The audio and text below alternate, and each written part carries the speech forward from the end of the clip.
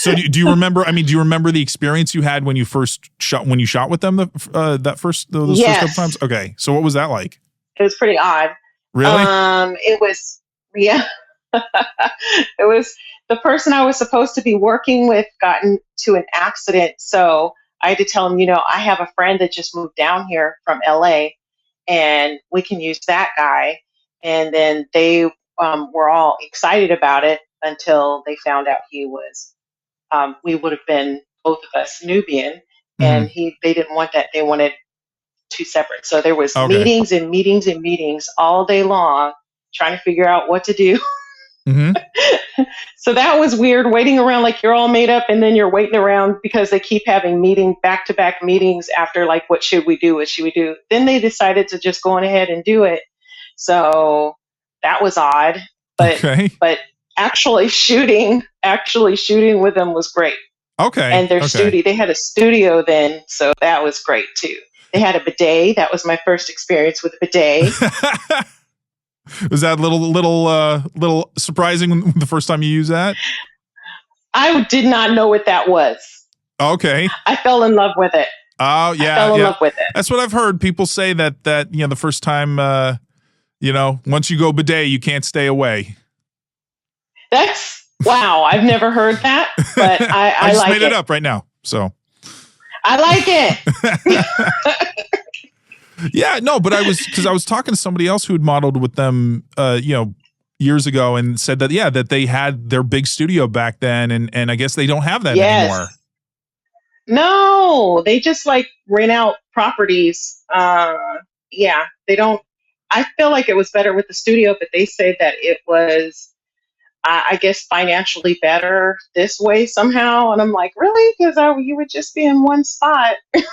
Well, I think it's because they were probably paying rent on a much bigger property for all of that. Whereas now, if they basically just outsource everything, so they just rent a home or, and shoot there, as opposed to having their own sets, they don't have to maintain, they don't have to, and then like maybe everybody just works from home now for them. Like maybe they don't or maybe their office space is just a lot smaller for some of their like top people, like their editors and stuff. They just got too big for their britches. I don't know, because now that, they don't publish as much as they used to. They used to publish score every month. True. And now it's now they just release one magazine a quarter. So they're only releasing four print magazines a year, I think. Internet is knocking everybody out of the box. Yeah. Internet is killing everybody. Yeah, because when they started, it was in the 90s, so there was no internet proper like there is today. So, yes. But so when you started with them, like, did you already know you were going to be doing like boy girl stuff, or was it like you started with solos and then they brought that up to do hardcore? Well, I had already worked with some companies. Oh, okay. So okay. Maybe it was them. Yeah, maybe it was them reaching out. I don't know. Well, so who did you work with first then? So do you remember who the first company was that you worked with? No. Okay. I just remember that there was a bunch of like, not a bunch, it was a bunch of like kind of racial stuff. Then now you don't really find it, but it was a bunch of racial stuff. Okay. I just there was a girl that I was working with. I found out we were both doing the same scene, and she was getting paid a little more for it than I was. And I was like, we're doing the same exact thing. Our rooms look exactly alike, except they were different colors. They fixed them up exactly alike. We're going to be right next door.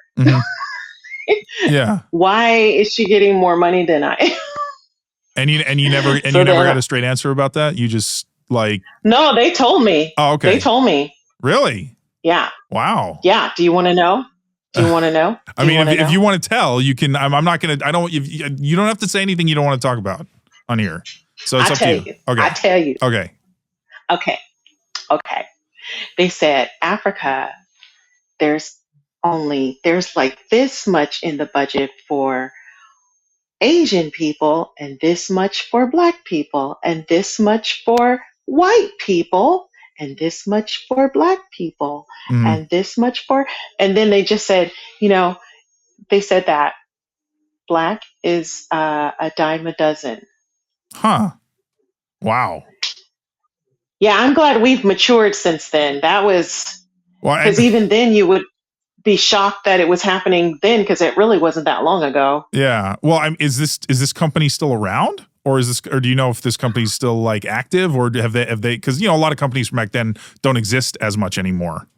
So I know. I have no idea. okay. Well, I mean, might be good if they don't exist anymore, considering Yeah, what they were doing would probably not reflect very well on their business.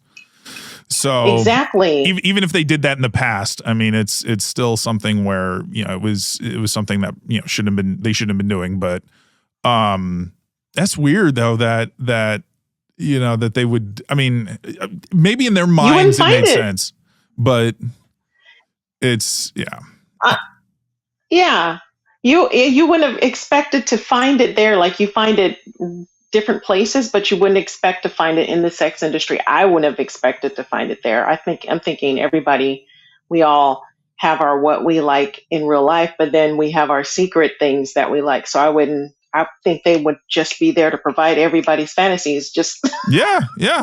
like, Well, like, for instance, huge boobs are a universal thing. Anybody yes, can have huge boobs. So that's the beauty of them. And I like boobs. yes, yeah, they're a pretty wonderful body part. Definitely in my mind. Yes.